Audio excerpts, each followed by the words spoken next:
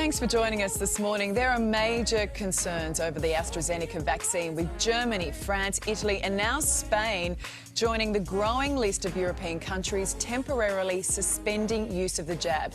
It heaps huge pressure on the government here, which is banking on 1 million doses a week of that vaccine as part of the national rollout. Let's discuss with Shadow Minister for Government Services, Bill Shorten, and Tasmanian Senator Jackie Lambie. Thanks for joining us. Bill, AstraZeneca has been very clear the vaccine does not cause clots, but do you think we should be pressing pause? Well, I'm going to take the advice of the Therapeutical Goods Administration. They're the people who regulate the use of drugs in Australia and vaccines. Listen, I don't feel the best in the world, but I don't think there's anyone any better. So I'm not going to start a stampede this morning of people saying don't take the vaccine. Let's just use the Australian experts, the TGA, and they'll be monitoring this. If they say this is good to go, then that's good enough for me. And we've got experts in Australia, so I just would commend viewers not to immediately sort of panic, if you know what I mean. But I'm not even sure if it's panic, Bill, but a lot of people will wake up this morning and go, hang on, you've now got, I think it's more than 10 European countries saying we're just going to pause this for a moment. So a lot of people will be asking this morning, Jackie, what do they know that we don't know? And I think, and we're not just talking about anti-vaxxers here, plenty of people who I think have already been a little bit concerned by how quickly this has been rolled out.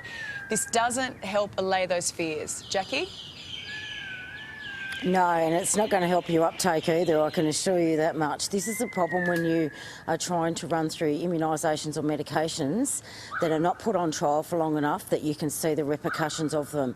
And we always knew this was going to be an issue. So this is really going to be a worry, I think, with getting people to line up. And every time there's a negative come out of any of these vaccines, it's going to push people further and further away from getting those vaccinations. And that in itself is really worrying. But you know, I think when usually these things take 5 to 6 years to clear and they've done it in a matter of months, that is concerning. And I've already said on this show before that a lot of people are concerned about this. They're not lining up in a hurry already. So this is certainly not going to help, Ali.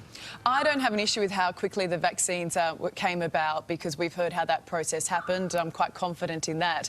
And I'm still keen to get the AstraZeneca jab. I'd like that noted. But I do think a lot of people are worried this morning. They would say good reason. But I do want to move on, because we saw some really powerful scenes in Canberra and right around the country yesterday. 100,000 people taking part in the March for Justice rallies. And look, this wasn't just fringe groups. We saw mothers, we saw grandmothers, a few husbands and sons, but no Prime Minister or any of his cabinet colleagues. Bill, I mean, let's be honest, Scott Morrison would not have received a rousing swell of support. Can you blame him for not fronting? Well, first of all, it was a big, powerful moment, both outside of Parliament but all around the country. I attended for a while. I think Mr Morrison pulled the wrong rein yesterday. Sometimes when you're a leader, you have to front up even if you don't think everyone's going to give you a bunch of flowers. And what women were saying yesterday, and their men's supporters, is that they've had enough, that talking about the same problems decade in, decade out. I mean, in Parliament we've got reports of harassment and rape. You know, the fact of the matter is that 1 in 5 Australian women over the age of 15 has reported that they've been the victim of an assault, that 40% of women have felt harassed in the workplace. The government's had a report for 12 months on the better treatment of women. You know, I think he should have turned up. Sometimes being a leader means you turn up even if you're not universally loved. But women want to feel heard, and he missed a golden opportunity to help that process. Yeah, I agree with you. I think it would have been a very powerful message for him to send yesterday, even if he was booed by the crowd. And can I remind you of this? John Howard fronting an angry pro-gun lobby back in 1996. He was wearing his flak jacket. This is obviously when he was changing gun laws post Port Arthur massacre, but he fronted, and that was a really angry mob. We didn't see those scenes yesterday. Jackie, do you think it would have made a difference had Scott Morrison made an appearance yesterday? Yeah, well, that's what leaders do, Ali. This is the problem here. This is what I've said all the way along about Scott Morrison. When the going gets tough, the tough get going. And unfortunately, it takes a lot of courage to go out there and stand in front of those women. And he did not show he had the courage. But it's not just that. I was really disappointed that Maurice Payne was not there, that she didn't make a show either, that the other women in his cabinet did not make a show.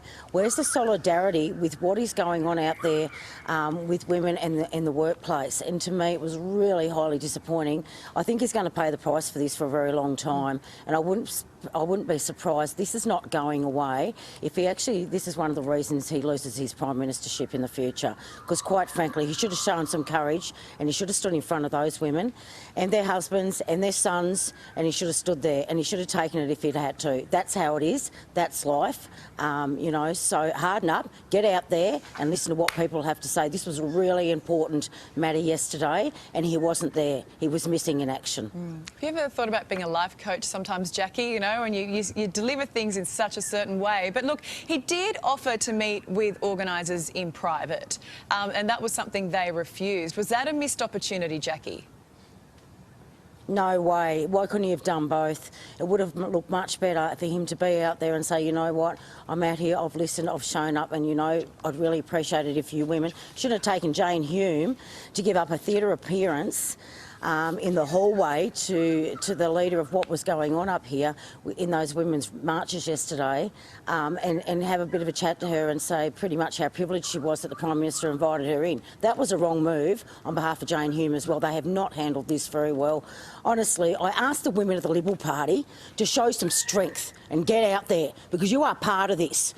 Stop hiding behind your men. Get out there. We already know you've got problems in your own party. That's been going on for years. I do not want to see you leaving Parliament and saying something then. Have the courage to stand up and do something right and say something now. Yeah, because we've seen plenty of women in the Liberal Party. We've seen Julie Bishop. We also saw Julia Banks coming out talking about this issue within the party. But just before you go, I do want to end on something else, Bill, because in the next half hour we're going to be speaking to Josh Frydenberg, the Treasurer, about the $12 billion of new tax cuts he's announcing to replace JobKeeper. Bill, do you think that's going to be enough? Josh Frydenberg is way off the mark here. What's the point of giving a tax cut to someone who doesn't have a job? The reality is that the travel agents, the live events industry, the retail industry in the big cities, I mean, the CBD of Melbourne some days is like a ghost town.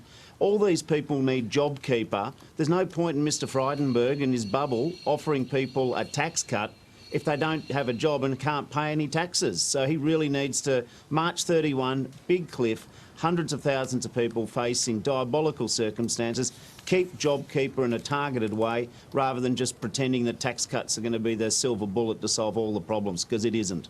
All right, we've got the Treasurer on the show just after 7 o'clock. We'll be putting that to him. Bill, Jackie, thanks for joining us this morning. We really appreciate it.